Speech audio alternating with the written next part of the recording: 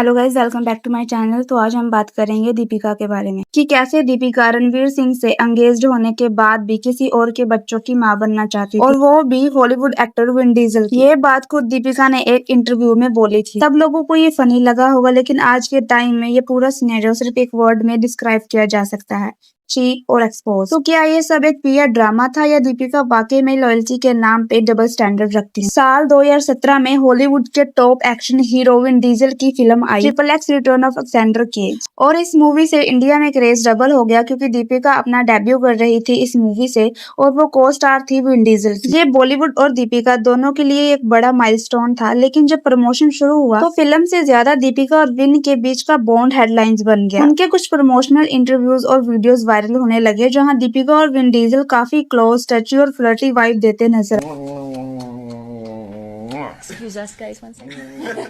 सिर्फ इंडिया के लोग नहीं, अमेरिका के लोग भी शॉक्ड हो गए। सब पूछने लगे, आर दे जस्ट को स्टार और समथिंग मोर? लेकिन सबसे बड़ा ट्विस्ट तब आया जब दीपिका एलन शो में गई, जहां एलन ने डायरेक्टली पूछा, आर यू टू डेटिंग? और दीपिका ने सबको शॉक करते हुए ये बोला, there is no smoke without fire, यानी कुछ तो है तभी रूमर्स हैं।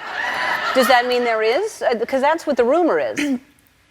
Well, there's no smoke without fire, you know. And और उसके बाद जो कहा वो और भी ज्यादा शॉकिंग था। दीपिका ने बोला कि उनकी इमेजिनेशन में वो और विन डीजल एक कपल हैं, वो साथ में रहते हैं और वो उनके बच्चों की माँ भी हैं। so yeah, I mean, in my head, I think like we're together and we have this amazing chemistry and we live together and we have these amazing babies, but it's all in my head. Okay.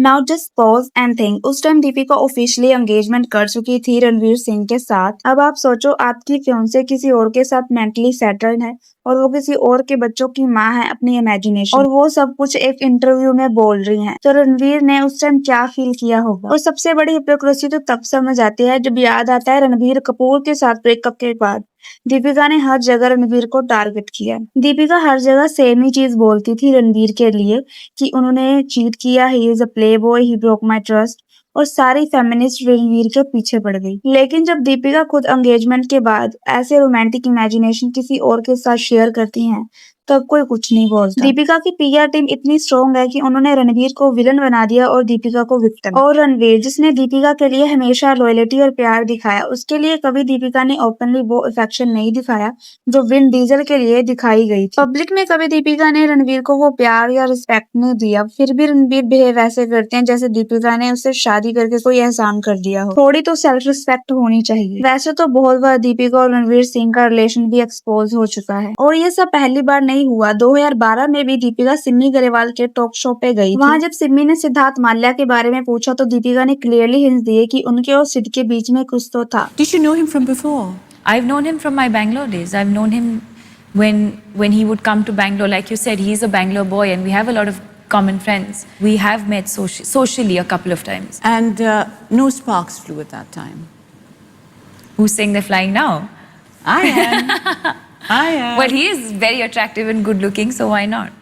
लेकिन 2012 में तो वो already Ranveer को date कर रही थी। और जब सिमी ने दीपिका से पूछा कि तुम रिलेशनशिप में क्या टॉलरेट नहीं कर सकती, तो दीपिका का जवाब था इनफिडेलिटी, मतलब चीटिंग एंड डिसलॉयल्टी टॉलरेट नहीं कर सकती। And what would you not put up with in a relationship? I think infidelity. Infidelity. It's very important to you. Very important. लेकिन खुद एंगेजमेंट के बाद दूसरे मर्दों के साथ फ्लर्टी या रोमांटिक स्टेटमेंट दे सकती हैं। फिर तो ये डबल स्टैंडर्ड हुआ। और एक और चैप्टर दीपिका के पास का, उनका नाम युवराज के साथ भी जोड़ा गया था।